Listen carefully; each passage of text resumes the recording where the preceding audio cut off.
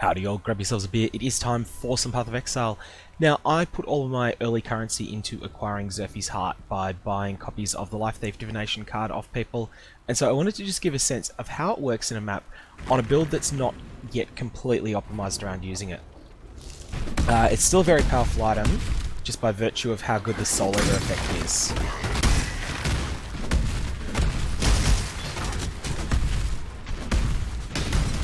So here we go, we're setting it off, and now we'll start moving a lot faster, because the more souls you eat, the more attack speed and action speed you gain. You build up for 10 seconds and then you lose them all. You can extend that 10 seconds considerably by ensuring that you're cursed with temporal chains, which is not easy to do, but there are ways to do it and to sustain it. If you go to the extent of doing that, and also preventing it from having any deleterious effects on you by various means... Oh, it's my incubator. If you do that, then it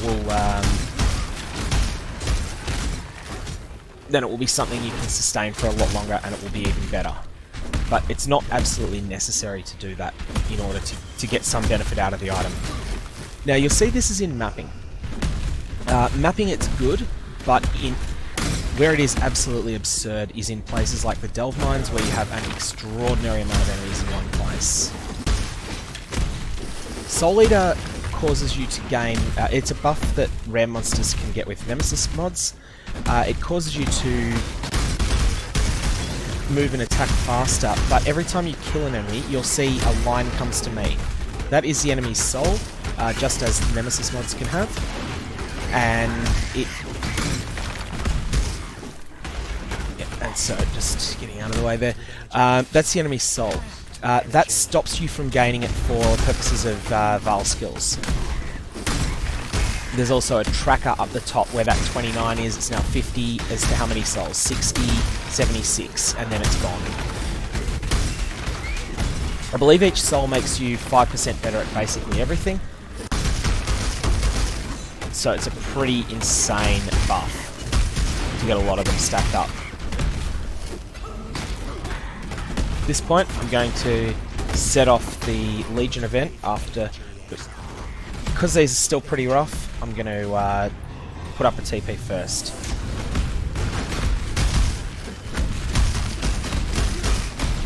Just looking around for anything with a name with a thing over its head.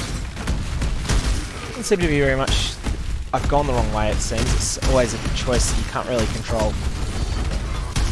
You have to pick a direction to go unless you can kill everything, which this build is not capable of doing at the moment.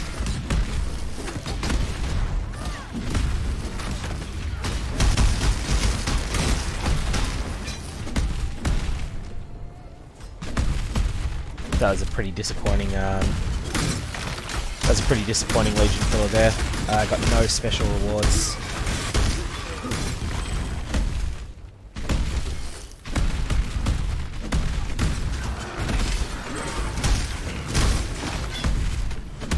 The reason that I'm using the skill Vile Ground Slam to trigger this... Oh shit, that's fast. You'll notice bosses have been buffed a lot. The hit points... Sorry, the reason I've been using Vile Ground Slam to set this off is because it stores three skill uses, and it's powerful on its own. You can't gain souls while you are under the effect of Soul Eater, because you eat all of the souls, not the Vile skill. It also I just set off a Vile Ground Slam while I was still in the Soul Eater period. That does not work well. What happens there is that you don't gain much of the benefit of the new Soul Eater effect. You still lose all your souls from the original one at 10 seconds. But we got a breach, that'll be good. Breaches are lots of fun with this. Let's figure out where it is. It's over there. Ah, that's where. not that familiar with the crater layout. I didn't run it as a very much last league.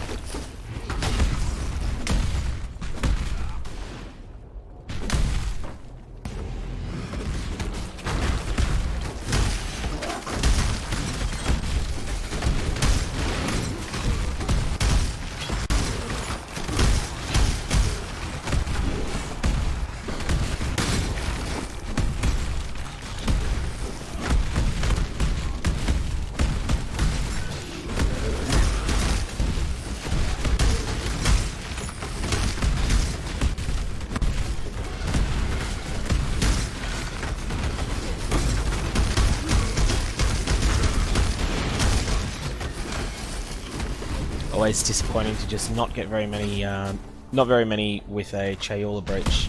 But anyways, they happen. Alright, hopefully that gives a bit of a sense of what it looks like to map with this silly item.